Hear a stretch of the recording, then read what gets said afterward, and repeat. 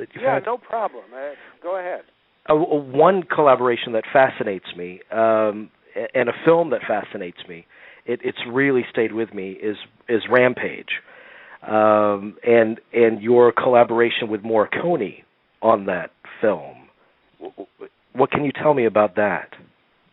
Well, I think Morricone and Bernard Herrmann were the two greatest composers of film music for me. And I just called him out of the blue after I'd filmed Rampage, and I sent him a work print copy, and he called me back. He spoke very little English, but he had an agent who spoke good English, and I went with him, and I met with him, and I really wanted a kind of a driving score from Morricone that would drive the film more, like the score he did for a film called Investigation of a Citizen Without of a Citizen. What was it called? Investigation of a Citizen Under Suspicion, something like that. It was a great movie, and I wanted a score like that. And he didn't see the film that way.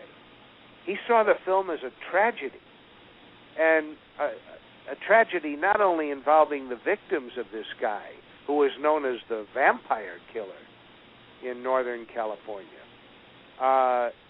He saw it as a tragedy of human nature, and I kept pushing Morricone to write some more driving rhythms, but he couldn't.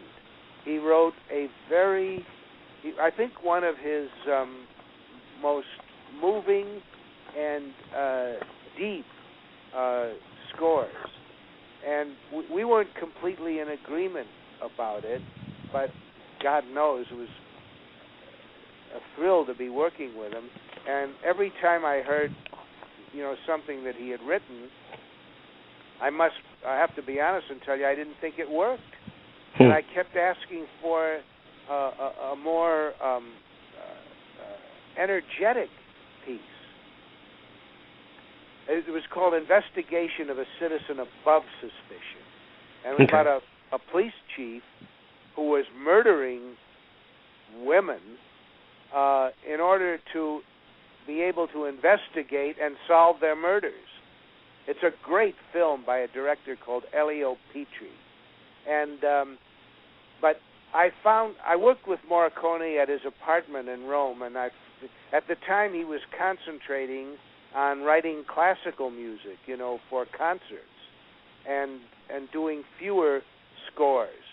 But I must say, it's a time in my life that I have great memories of having worked with him on that, and I changed my attitude about that film. And when the Weinstein Company picked it up after De Laurentiis went out of business, they originally made it, and then they just went bankrupt, and Harvey Weinstein picked it up, and I actually reshot some of the film because my attitude about the story had changed over the years.